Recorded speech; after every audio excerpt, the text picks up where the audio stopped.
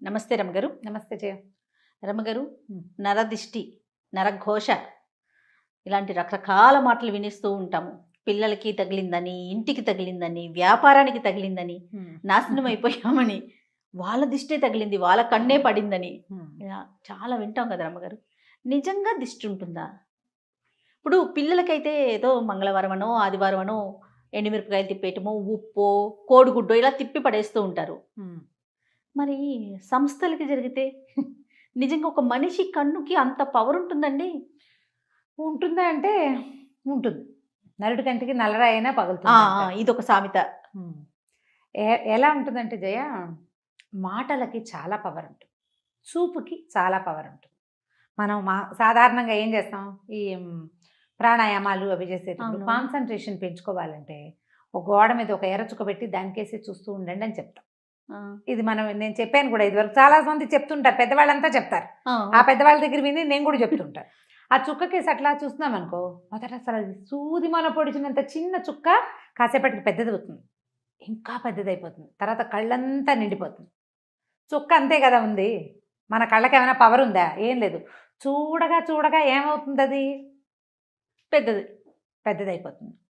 ఏదైనా చూసి ఎంత బాగుందో బాగుందో బాగుందని పదే పదే, ఇప్పుడు పిల్లల్ని ఎక్కడికైనా బజార్ తీసుకెళ్ళాం, నలుగురు మన ఫంక్షన్లకే తీసుకెళ్ళాము, అందరూ అబ్బో పిల్లాడు బాగున్నాడు బాగున్నాడు భలే ముద్దుగా ఉన్నాడు, అబ్బో వీడు ఎంత యాక్టివ్, అట్లా 5-6 సార్లు 10 సార్లు అని అందరి కళ్ళు వాడు ఎటు టింగ్ టింగ్ అని ఎగురుతున్నాడు అనుకో, అందరు వాడికేసి చూస్తుంటారు. ఓ 2-3 గంటల తర్వాత పిల్లాడు కింద పడతాడు, లేకపోతే వాడు ఏదో ఎందుకో నస మొదలు పెట్టి ఇక ఏడ్చుకుంటూ ఉంటాడు, కన్ను తగిలేసింది పిల్లాడికి, అందరూ చూస్తుండేసరికల్లా ప్రతి వాళ్ళ కాన్సన్ట్రేషను ఒక విషయం మీదకే వెళ్తే అక్కడ ఒక డిస్టర్బెన్స్ ఏర్పడుతుంది. మానవ శరీరాలకి చుట్టూతో ఒక ఆరా ఉంటుందంటారు. అవును. చుట్టూతో ఒక చిన్న కాంతి వలయం ఉంటుంది. ఈ వలయం దెబ్బతినిపోతుంది. హ్మ్. దానివల్ల మనం దిష్టి తగిలింది అని చెప్తాం. ఇప్పుడు దాన్ని నరదృష్టి. హ్మ్. ఎంత బాగుందో వాళ్ళ అబ్బాయి, ఎంత బాగున్నాడో అంటే, అదేం పిల్లాడమ్మా అలా ఉన్నాడు అన్నా కూడా దిష్టి తగులుతుంది. ఓహో! పిల్లాడు బాగులేదన్నా బాగున్నాడన్నా దిష్టే, ఓగున్నాడన్నా దిష్టేనంటారు. ఓకే. ఏమి బాగుండలే పిల్లాడు, ఏం బాగుండలేదు పిల్లాడన్నా కూడా దిష్టే. పిల్లాడు బాగున్నా దిష్టే, బాగుండకపోయినా దిష్టే. చూస్తూ ఉంటే జనం చూసిన కొందికి ఇబ్బంది వస్తుందన్నమాట. అయితే ఇప్పుడు సంస్థలు లేదా వ్యక్తుల గొప్పతనాలకి జనం ఏమిటి ఇప్పుడు, అమ్మో వీళ్ళు ఎంత సంపాదించేస్తున్నారో అని గాను, లేకపోతే ఎంత పేరు వచ్చేసిందో అని కానీ అందరూ దాని గురించే మాట్లాడి ప్రతి వాళ్ళు దాని మీదే దృష్టి కలిగి ఉంటే దాన్ని నరఘోష అంటారు. ఘోష. ఇప్పుడు నోటితోటి ఒక మాట అంటాం కదా జయ, వీళ్ళు ఎంత సంపాదిస్తున్నారో, లేదా మంచి సంపాదన వచ్చింది అని అన్న లోపల ఒక మంట ఉంటుంది మనకి. ఒక్కొక్క వ్యక్తిని బట్టి, వాళ్ళ మనస్తత్వాన్ని బట్టి. అవును. వాళ్ళది పాజిటివ్గా చాలా కష్టపడ్డారు, ఇవాళ పైకి వచ్చారు, 10 రూపాయలు తెచ్చుకుంటున్నారు అన్న మాట పైకి అన్నా కూడా లోపల అది ఉంటుందో ఉండదో, ఇంటెన్షన్ వేరేగా ఉంటుంది. లోపల ఉడుకుతోందనుకో, బయటికి వచ్చిన ఈ మాటలలో ఒక రకమైన వైబ్రేషన్ రిలీజ్ అవుతుంది. ఓకే. అదే ఘోషగా పరిణమిస్తుంది. నీకు చూడు, చాలా super couple, super family, super పిల్లాడు, బ్రహ్మాండమైన చదువులు అన్నవాళ్ళు పుసుక్కిన అక్కడ ఏదో అయిపోతుంది. ఆ 3 పెళ్ళాం కొట్టు చచ్చిపోతారు, వాళ్ళు కొట్టుకు చచ్చిపోతారు. ఈ పిల్లాడు పరీక్ష రాసి రేపొద్దున ఐఏఎస్ ఇంతే అనుకున్నవాడు యాక్సిడెంట్ అయ్యి అక్కడెక్కడో పడతాడు, లేకపోతే అక్కడికి వెళ్ళాక రాదు, కొంతమందికి ఫెయిల్ అయిపోతారు, లేదా అన్నీ బాగానే ఉంటాయి అవేం ఫెయిల్ అవ్వవు. వీళ్ళకే ఏదో అనారోగ్యమో, చెప్పుకోలేని ఇబ్బందులు, వీళ్ళ సక్సెస్ అంతా అలాగే ఉంటుంది, కానీ వాళ్ళ జీవిత ప్రయాణం మహా విసగటగా మారిపోతుంది. రోజు ఏదో ఒక చిన్న ప్రాబ్లం తోటే ఉంటుంటారు వాళ్ళు. సక్సెస్ మాత్రం అదే రేట్లో ఉంటుంది. ఈ ఘోష సక్సెస్ని కొట్టలేదు, ఎందుకంటే వాళ్ళ సక్సెస్ జాతక లక్షణాలు గట్టివి, గ్రహాలు చాలా గట్టివి. అందుకని వీళ్ళకి చిన్న ఇబ్బందులు, రుగ్మతలు, శారీరక మానసికమైన రుగ్మతలు, సంసారంలో ఇబ్బందులు, స్నేహితులతో ఇబ్బందులు వచ్చేస్తాయి. మనం గమనిస్తూ ఉంటాం వాటిని కదా. అయితే వీటిని ఎట్లా చేసుకోవాలి అంటే పురాతన కాలం నుంచి వచ్చిన పద్ధతి అయితే ఉప్పుతో దిష్టి తీసుకోవటమే చెప్తారు. ఓకే. ఉప్పు నెగిటివ్ ఎనర్జీని తీసేస్తుంది. పిల్లలకి ఏం చేస్తాం, 2 గుప్పెలతో ఉప్పు పట్టుకుని ఇటు 3 సార్లు ఇటు 3 సార్లు తీస్తాం. 3 2 3 6 సార్లు తీసి ఈ ఉప్పుని నీటిలో పోస్తే ఉప్పు కరిగిపోతుంది, నెగిటివ్ ఎనర్జీని తీసేస్తుందని. ఈ తిప్పటం వల్ల మన చుట్టూతా బాడీ చుట్టూతా ఆరా ఉంది కదా, దాన్ని ఆరా పుల్ చేస్తాం, పుల్లింగ్ అవుతుంది అనమాట. అది ఆరా మళ్ళీ యథాప్రకారం లాగబడుతుందని మన పాతకాలపు పద్ధతి. ఇప్పటికీ కూడా ఈ నెగిటివ్ ఎనర్జీని పోగొట్టుకోవాలంటే ఎప్పుడూ ఉప్పు క్యారీ చేయాలని చెప్తారు. ఇళ్లల్లో మనం ఇంట్లోకి వెళ్తాం, ఈ మన హాల్లో కనపడే చోట రాళ్ల ఉప్పు ఒక కప్పులో పోసి పెట్టడం, నెల నెల మార్చేసుకోవాలి. బాత్రూముల్లో ఉప్పు పోసి పెట్టుకోవటం, బాత్రూంలో కూడా ఒక గ్లాస్ బౌల్లో ఉప్పు అని తెలియాలన్నమాట, అటు పెట్టుకోవటం. తర్వాత ఎక్కడి నుంచైనా బయటికి నుంచి వస్తే నీళ్ళల్లో కాస్త ఒక చిటికెడు ఉప్పు వేసుకొని, రాళ్ల ఉప్పు వేసుకొని స్నానం చేయటం 4 చెంబులు. ఇంక అదే చెయ్యాలి. ఇంట్లో ఉప్పు, నీళ్ళలో ఉప్పేసి ఇల్లు తుడుచుకోవటం.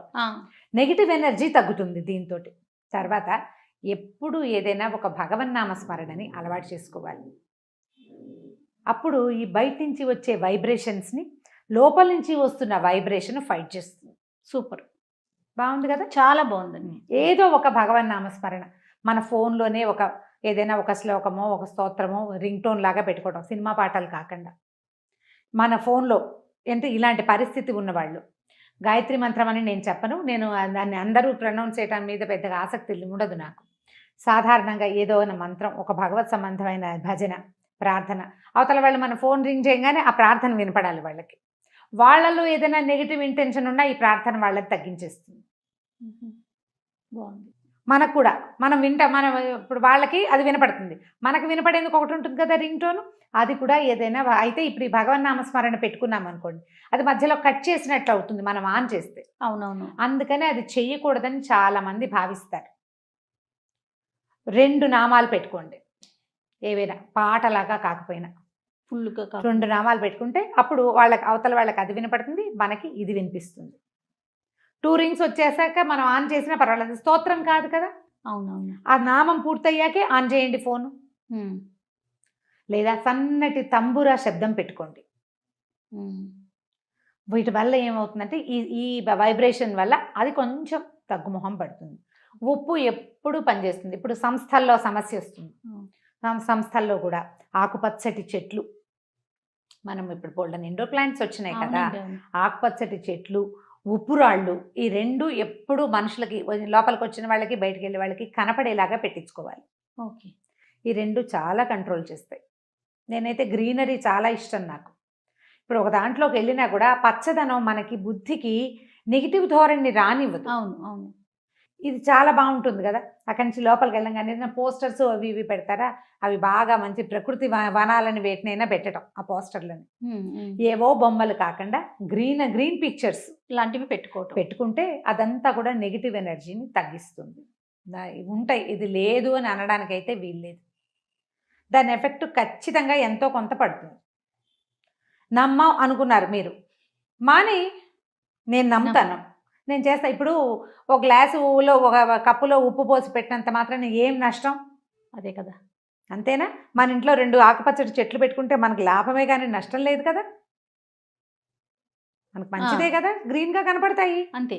ఓ రాళ్ల ఉప్పు ఉంటుంది, ఓ వస్తువు అట్లా ఉంటుంది. ఎప్పుడు మనం షోపీసులు పెట్టుకోవట్లా బోల్డ్, ఇది కూడా పెట్టుకుందాము, ఏమైపోతుంది? ఇల్లు క్లీన్ అవుతుంది అనే సంగతి మనకు తెలిసిందే. చీమలు దోమలు కొంచెం తక్కువగా ఉంటాయి, చీమలు రావు పెద్దగా ఉప్పు పెట్టి తుడిస్తే. ఈ నెగిటివ్ ఎనర్జీ ఒకటి తగ్గిపోతుంది. ఇంట్లో ఏదైనా సరే చీకటి మూలల్లో చేరేటువంటి రకరకాల శక్తులు అవన్నీ బయటికి పోతాయి. చేసి చూడండి, ఒకవేళ మీకు ఇలాంటి అనుమానం ఉంటే కనుక చేసి చూడండి. ఇంకా ఏవో కొత్తవి చేయొద్దు, మన పురాతన కాలం నుంచి మన ఇళ్లలో తాతమ్మలు మామలు చేసే పద్ధతే రైట్. ఇంకా పెద్ద పెద్దవి పెట్టద్దు, ఇంత మటుకు చేసుకుందాం, పనిచేస్తుంది బాగా. అది బాగుంది రమ్మ గారు, టిప్స్ మాత్రం చాలా బాగున్నాయి. అన్నిటికన్నా ఏదైనా భగవన్ నామస్మరణ అన్నారు చూడండి, అద్భుతం. అది మనకి మనం చేసుకోవటం అంతే. ఎట్లా ఇప్పుడు కూర్చుంటున్నావు, రామా అని కూర్చోటం, లేస్తావు కృష్ణ అనిలే. ఆ రాముడు కృష్ణుడు ఆ శబ్దాలలో నుంచి వచ్చేటువంటి వైబ్రేషన్ నిన్ను ఖచ్చితంగా కాపాడుతుంది. దేని నుంచైనా, అన్నిటి నుంచి కాపాడుతుంది. అలవర్చుకోండి, కనీసం వాళ్ళు మనని వదిలిపెట్టకుండా ఉంటారు. ఖచ్చితంగా రమ్మ గారు. నమస్తే.